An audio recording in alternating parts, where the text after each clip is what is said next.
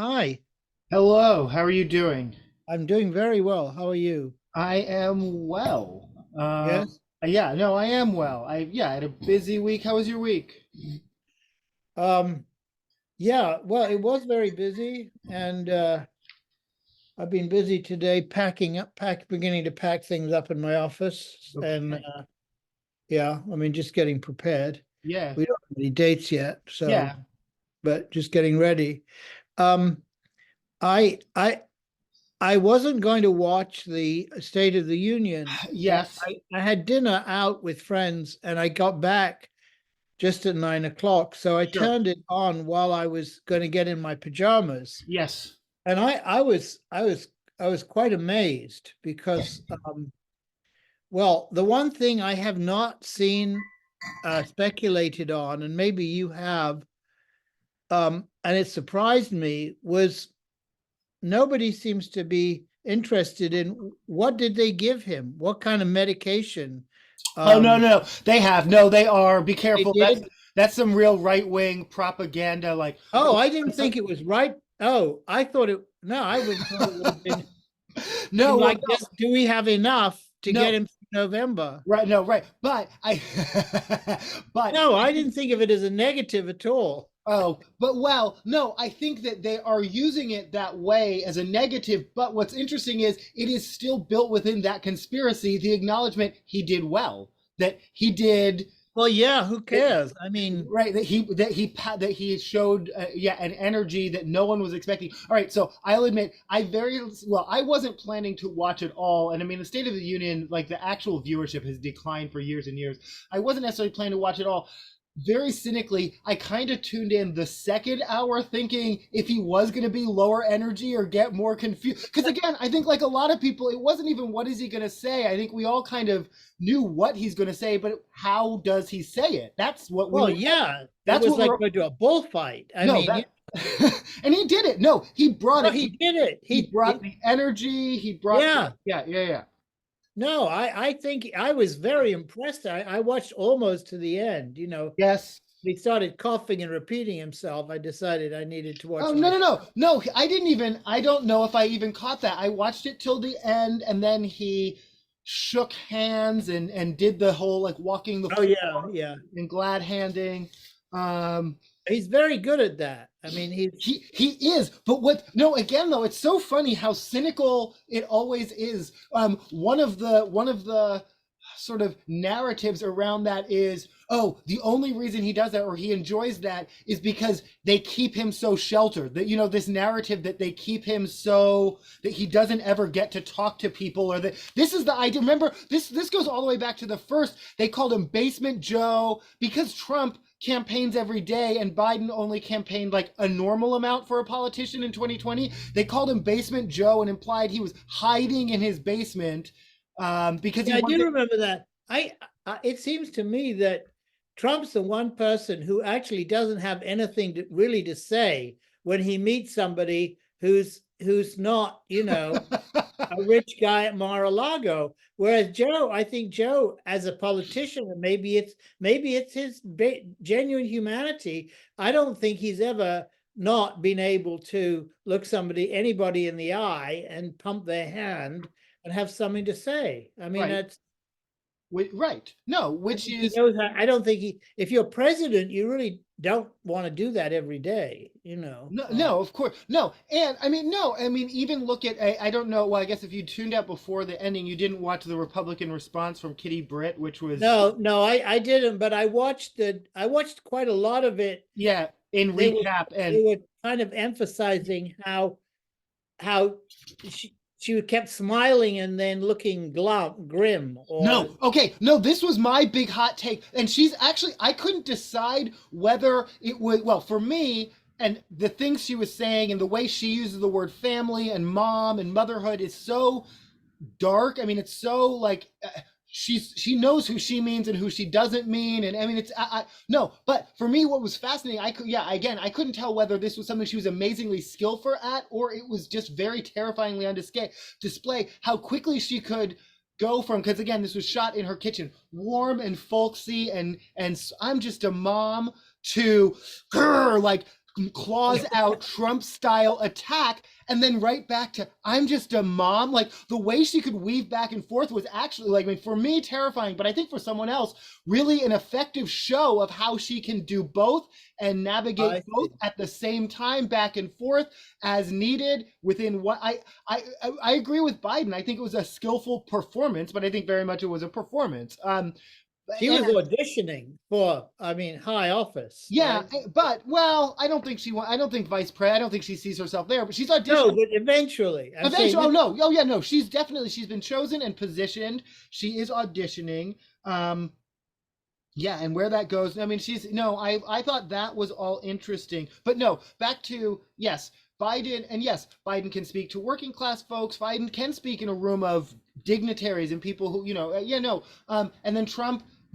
Trump can't, and that's why they have to generate AI pictures of him surrounded by black people, because no real ones actually exist. I mean, it's kind of, I mean, it's, is that true? They really do that? That happened this week, and they're close. They're getting closer. I mean, it's still like you can tell by the fingers and whatnot, but by election day, they're getting close enough to be doing it, and it's funny, but it's also. I mean, it's scary. Biden actually mentioned AI in the State of the Union. He's the first president to ever do so. He mentioned early learning again, which I appreciate, but he's mentioned. Yeah, I caught that. Yeah, and specifically, so presidents for years have talked about school and education, but they usually mean higher education or the K-12 system. He's literally. Obama maybe did, but I'm pretty sure it is Biden is the first one to mention early learning, and that means birth to 5. That's what I've now dead for 20 years. And how the statistics show what happens, that those students graduate high school, go to college. No, I mean, and we've had that data the entire time I've worked in this field. That I'm sure it's the birth through 5. What's really changed is. And he didn't make mention of this. I wished maybe he said working families. What really changed for me, and we just came out of our Washington legislative session where I've been driving back and forth to Olympia and meeting with, we've been doing all that, is that even through the pandemic, now even the right wing politicians are listening. They understand, even if they don't care about children, brain development, preschool to prison pipeline, what they do care about is working families being able to afford their childcare and go to their work on time without being penalized by system that say, I'm sorry, you make 50% too much money, or they care about people being the economy going. And during the pandemic, they saw how early learning shut down other. I mean, nurses can't go to work. Factory, the people who were logistics who were shipping all the stuff to us when we were all at home, they can't go to work if their children don't have a viable childcare, affordable, viable childcare. And so it became a nonpartisan issue in a way that in my mind it always was. But so, I mean, and that wasn't anything that anyone did. That was just the circumstances revealed how critical it is. And so, but again, no, I think, what do you think? What did you think of Mike Johnson sitting behind? What do you think of all like the standing and clapping and the Mike Johnson sort of grimly nodding, shaking his head? I was fascinated by him because it seemed to me that every once in a while he slightly forgot that he should be looking grim. Yeah. It was that. I don't know if it was. I think he was shaking his head and also nodding his head. Yes, and I think so. I was really fascinated. I was really trying to listen to Biden's words, but really I was distracted by that. Which is, I mean, it's an interesting setup. She's right here. She, all of it. She's standing up with a smile on her face.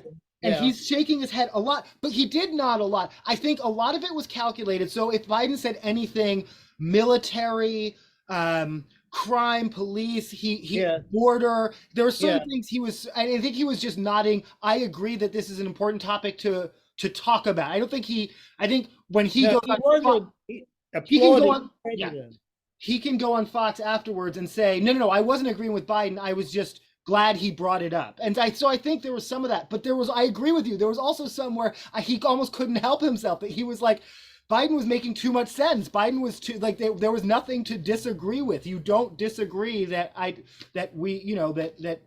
we need more. I don't know. Well, we don't need more jobs. Actually, we have record unemployment, but whatever. So the Supreme Court justices aren't allowed to even twitch, or they I don't think they can. No, yes, I think they are under very specific instructions as opposed to other people. I know the military are the same way, that they're not really allowed to show reaction, but they're expected to be there. I also really, I mean, I would say, and I've looked at their portraits over the years, I think, well, we hire them to be jurists, we hire them to be dispassionate, but I mean, even when you, and I'm talking across the board, but completely apolitically, even if you hear Ruth Bader Ginsburg, rest her soul, talk, it's very monotone, it's very just the facts. I don't think they're a very reactive group of people in general. I think they are instructed that they're not supposed to react, but I also think keeping a poker face and I think that's just who they well, that's part of the job. That's right? part of the job and part of who, they've naturally just trained to all the time. And just, I think to a certain extent, who they are. Again, even when they're in personal interviews being asked about their personal lives, I've noticed there's sort of a tone of just evenness in how they present themselves.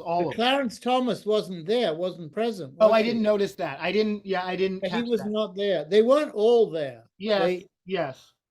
I mean, you can be excused, presumably, Right. No, and I don't think it's even a requirement that anyone, I don't know what the requirements are, but yeah, I don't think they have to be there at all. All of it's just, I mean, and all the like what guests you bring and all that. I mean, all of that is ceremonial, but I don't think it's law. No, it's not. But what about George Santos going back into? What's he done? What's he doing? He was there. Oh, was he there? But as whose guest? Even if you've been kicked out. Oh, because as you have a lifetime pass. Is that true? Well, apparently that's why he was there. Are you sure he wasn't the guest of someone? Because no.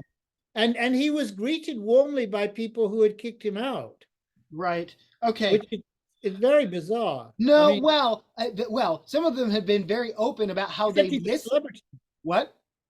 He's a celebrity now. Well, he's a celebrity now. Some of them have been very open about how they miss him and how they, even at the time, they didn't care. They weren't, it's not personal, but they, rules are rules, but they was never personal. He is now suing. Well, he is now suing a second person for fraud. So he's suing Jimmy Kimmel for fraud because Jimmy Kimmel did not admit that he was Jimmy Kimmel when he paid for a variety of cameos, and this is actually technically true because I know how Cameo works. Cameo has two tiers. You can pay for a personal video from a celebrity, and that's usually like under $100, and that's like, and that personal can only be used for personal use. You can send it to one person. It can be like, happy birthday, Tammy, from X washed up politician or whatever. Yeah. But if you want to use it for commercial use, and I know this because I've looked it up for my channel, like, ha ha ha, wouldn't it be funny if I got X wash up politician to say, you're watching Sonic Roadkill, but it's a much different tier. It's like hundreds and hundreds and hundreds of dollars. And this is true. It's just the blanket Cameo policy. And so if Jimmy Kimmel did only pay for the like personal use, and if he misrepresented himself and said, I'm not Jimmy Kimmel, that is a kind of fraud. And so it's interesting that George Santos, one of the most famous fraudsters in the world, now may have a legitimate case against Jimmy Kimmel. Now a second person has come out.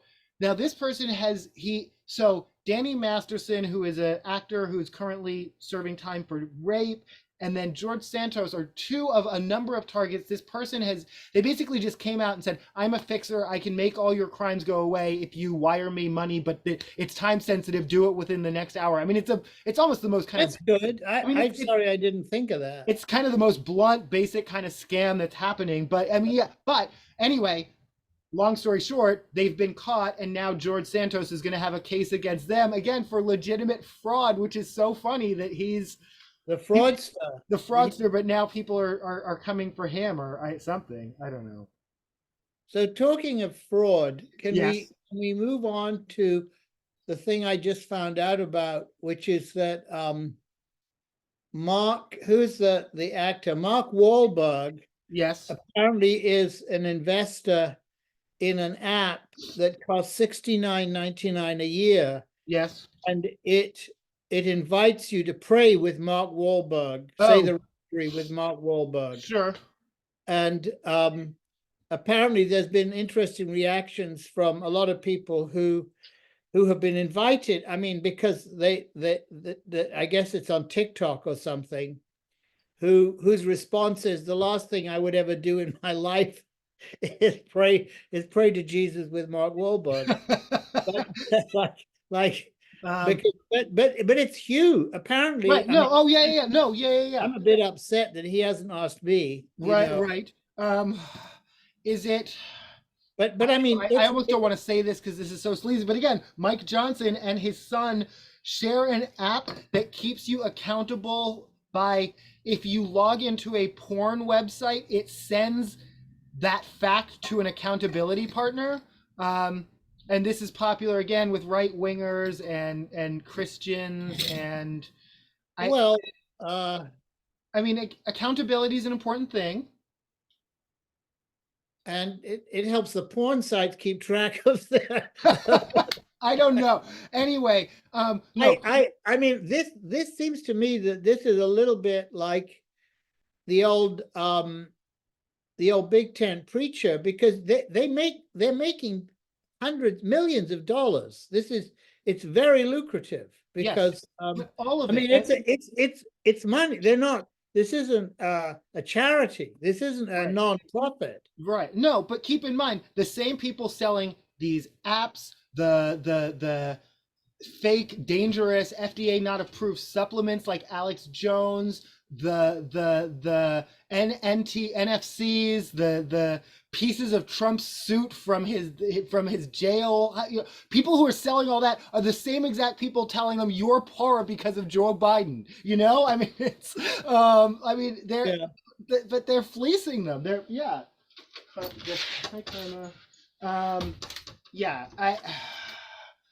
But no, okay, specifically praying with Mark Wahlberg, that's fine. I didn't even know Mark Wahlberg was a Jesus freak. No, he's not. Well, here's the thing though. I did, and I don't, I mean, he's not a Jesus freak in the sense that he goes on, he's not Kirk Cameron going out saying hateful things about groups of people who no one asked him to target. He just made that his personal crusade.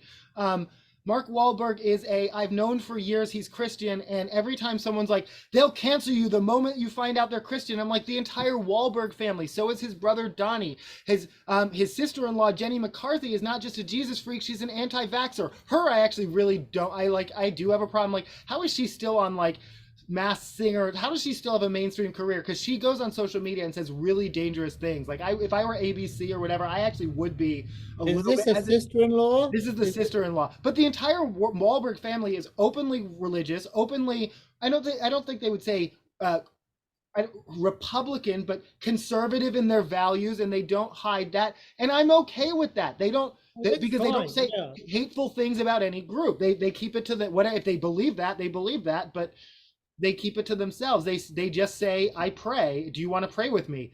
For money? It's $70 a year. Which is, again, that's your business. And that's between that's between you and your spiritual advisor, if that happens to be Mark Wahlberg. That's not my business.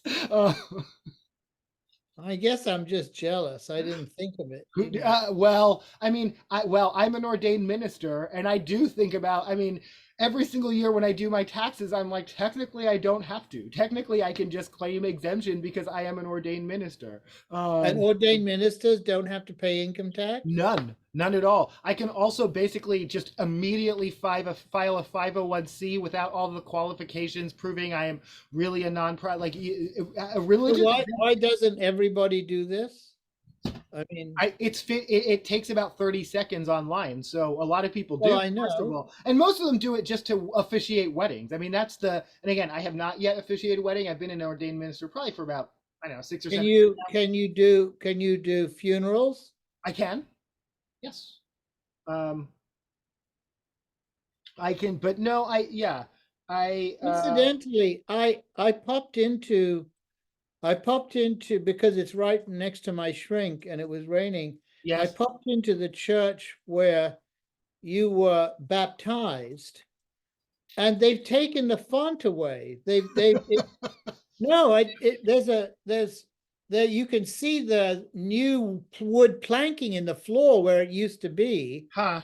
And there are they've added some pews. But I mean, Yeah. I don't understand is why would they add pews? It's a beautiful church. It's a big church, and it's, I'm sure, empty all the time. So Right. No, it's right. not as if they ever need to have a full house, But right? maybe they do. Maybe it's, I mean, and then the thing, I mean, again, and I know this is what I know about, well, from my infinite experience in wedding planning. But no, that in events, it's a day's, even if they're only busy on, Easter, Lent, I Christmas, see. increasing that capacity just that much. So I mean, St. James Cathedral, which is probably the big Catholic church here in Seattle, if I'm going to go to a church, it's where I'm going to go. It used to be right where across where I lived in First Hill. When on Christmas morning, people are crowded all the way, sitting on the mostly Okay. children up front, but sitting on the floor all the way up to. I mean, it is standing room They're only. Christmas Catholics, Yeah, right? it's the Christmas Catholics, but they're okay with that. They totally welcome you in, and No, they I say understand. multiple times throughout the ceremony, if this is the only time you're here per year, you're welcome and thank you for being here. And but also please put a few bucks in our, Yeah, it's a few bucks. But I wonder, I mean, they still must do baptism, so maybe they moved it somewhere else. somewhere else. No, they have Yeah, right. probably. No, right. Or They- maybe they do baptisms in a different way. Maybe it's not. No, I think probably I should go down to I always linger at the back. If I go Yes. down to the front, they probably have Like, they may actually have totted it up, so it's even more of a or it could be its own room that can be rented so it doesn't interfere with. No, I'm serious. No, because well, I'm not. I mean, huh. rent to Jesus. Rent. Yeah, rent Jesus. Yes. Well, I mean, that's why Rented Jesus with Mark Wahlberg, right? I mean, that's Yeah, yeah. yeah. What else? Yeah, what else for you? I just, I mean, I was stunned when I first heard that Biden was going to build a pier. Yeah. So that, I mean, it seems great. We're supporting the people who are bombing the place that we're building a pier against during the bombing so that we can give food to the people who are being bombed by the people we support. It just seems to me to be like almost absurd, almost. Right. 5 children were killed in a food airdrop. Yeah, they dropped it on kids, right? Which is tragic and unfortunate and not intentional, obviously. However, the fact that they won't report what country it is makes me strongly believe it was the United States. I assumed it was, but I didn't. They won't. Well, it's not that they won't say. I don't want to be conspiracy theory. I'm just saying it's just yeah. Because I don't think we want ownership of that. I think yeah, children are officially starving. I mean, it is famine conditions. People are eating, animal feed. But we don't have the leverage with the Egyptians or the Israelis to have to persuade them to let the food come, because I mean, it seems like I don't know. It just okay. seems No. Okay. Well, I can take this in a couple different directions, and I want to take them in both because I think, or a few, because they're all interesting. One, I think this is how quickly how much we spend on military, therefore how much, when everything's when you have a hammer, everything looks like a nail. How quickly we go to militarized solutions. We have the troops, it's deployable, it's safe because they're not ever going to be in Gaza. I say do it. I say to take all the avenue. I mean, I have nothing against building this. It seems like at first I was like, what are we doing now? And I agree with you. Like, why aren't we stopping this? And why are we applying our energy to this rather than, that? But it's a both and they're all important. But again, back to how quickly we now. So I guess Katie Hochul, your governor, has now deployed National Guard into the subway.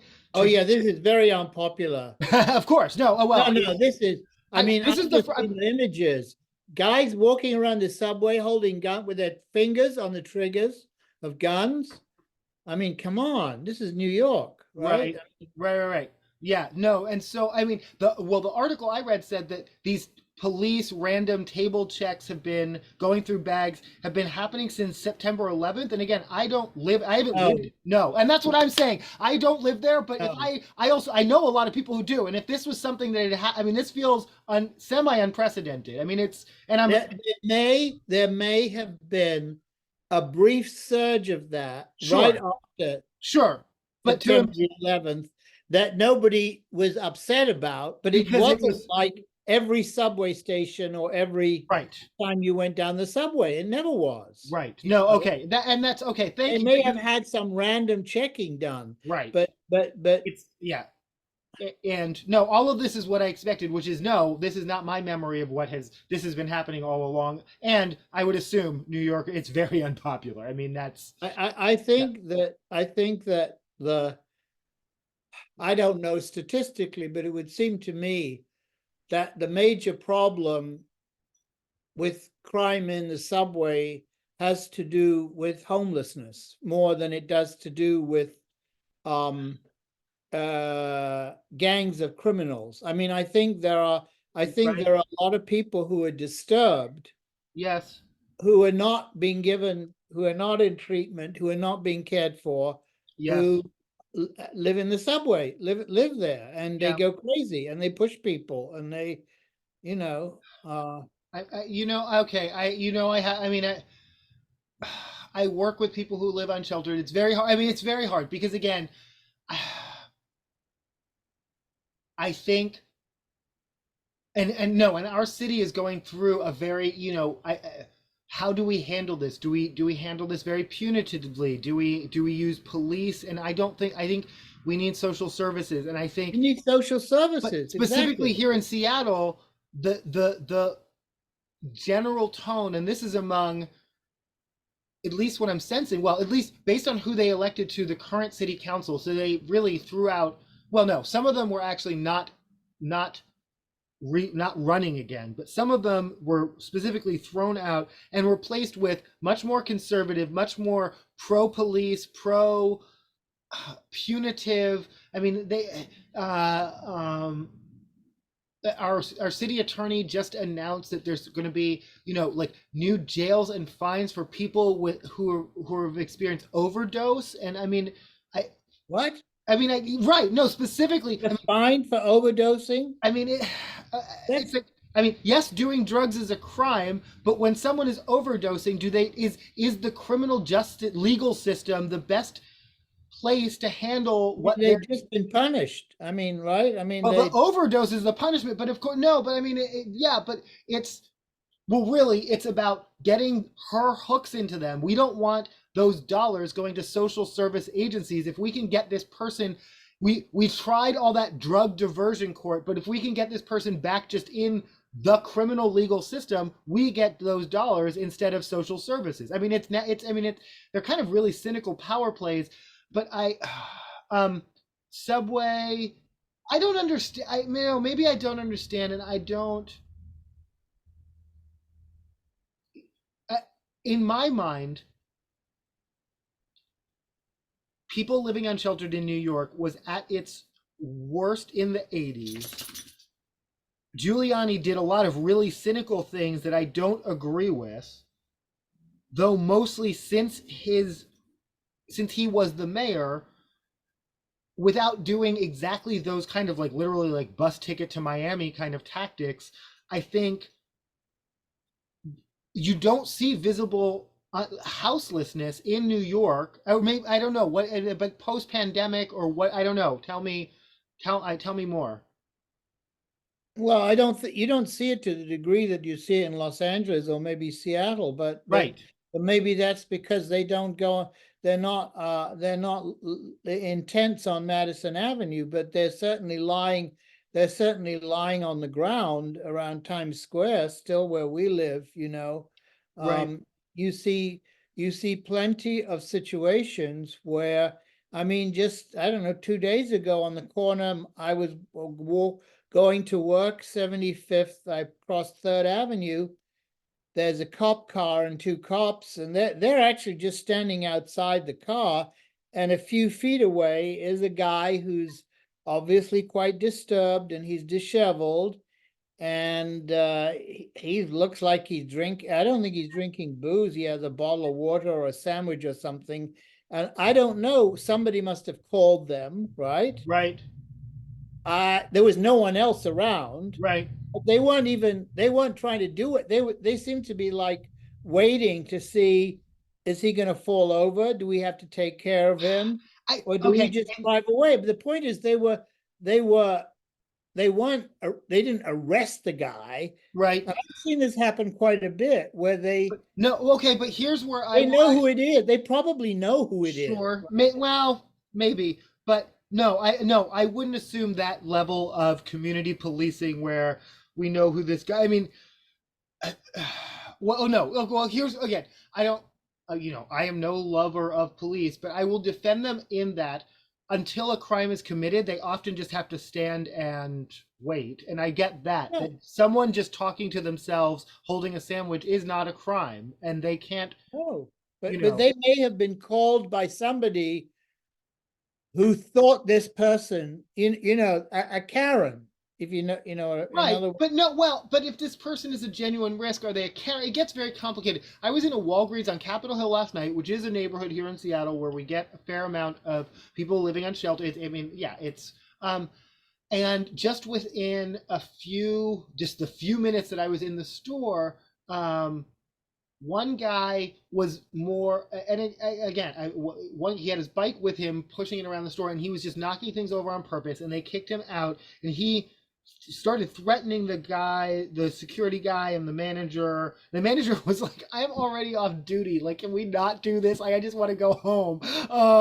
And the guy's like, just belligerent. And then right after that was another guy, and I had seen him as well, but it's not my business.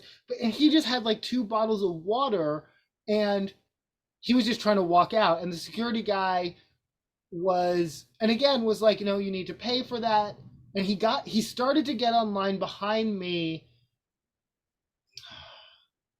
I don't know. Well, I wasn't looking because I'm not going to turn around. I don't want to call attention to anything. But then immediately they asked him to leave, and they took the bottles from him, implying that he was shoplifting. But I guess he had already started to walk out of this. I don't know. It gets complicated. People have to deal with these things every day. I get it. It's frustrating. But again, if he's stealing 2 bottles, and they were just like uncarbonated, they were just water.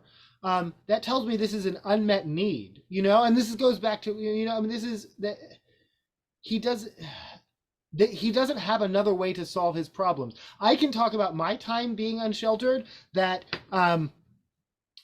I spent a lot of my time in San Francisco carrying an empty water jug, looking for any tap at this time, I would say in 2024, in a major city, you're not going to find these types of taps available.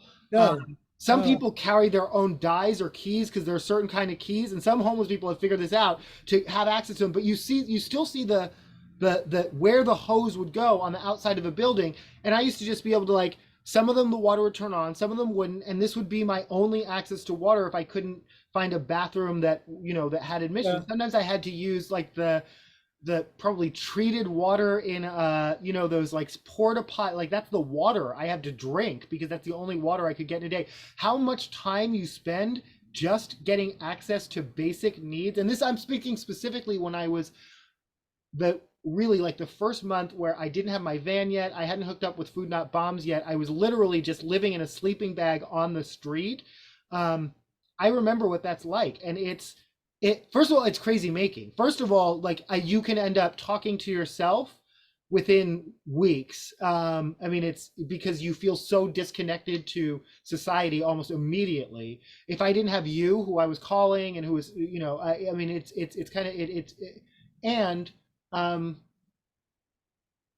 and just taking care of your most basic needs takes up so much of your time. I can see that. And if you don't have the tools or the energy I was at the same time that I'm spending half my day filling up jugs of water, I'm spending my other half filling out job applications because I'm trying to get out of this as quickly as possible.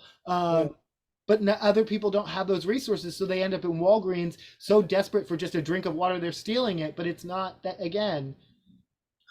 Yeah. Yeah, but if if that person looked and behaved differently, and they came in thirsty, and they said, "Oh shit, I left my wallet," somebody say, "Oh, that's okay, just take it," Right. just take it, it's okay, don't Yeah. worry, you pay Yeah. me the Yeah. next time, pay me the Yes. next time you see me, right? Yes. Yes. Yeah. I mean, yes. People are already following them. People are already talking. And this go. I mean, this goes back to. I mean, yeah, and that changes how people behave as well. Can we go back to? This brings me back around to the State of the Union. So two things. Yeah. One, Biden got called out by the left for saying the word illegals, which is not the Yes, preferred term. as a noun, right? Right. But he no, and his people said, I think rightfully, he was responding to Marjorie Taylor Greene in particular. Say her name. The whole thing about how say her name actually comes from the Black community, and so Sure, to hear it come from sure. Marjorie Taylor Greene, that's a whole separate thing. But no, I don't know. You can respond to any part of this that is interesting to you.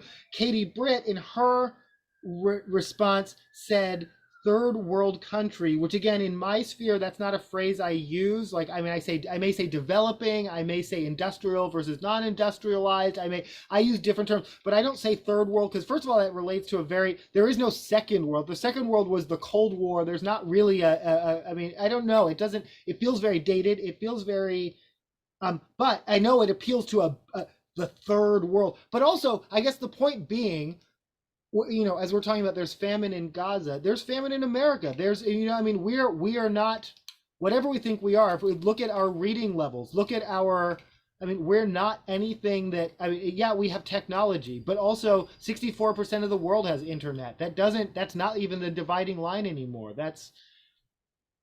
I don't know, any part of that. Yeah, no, how people. Well, I think that a third world dog whistle for mud huts, which Oh, is I know, no, yeah, yeah, oh no, I know, yes, for racism, yes, yes.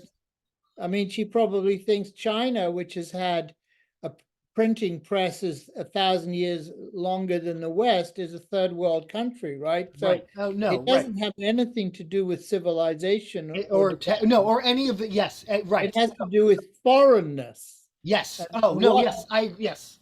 What appears to me and the people in my little white club as being more foreign than others. Like the English people aren't nearly as foreign as the French people, and they're not as foreign as the Turkish. Yeah.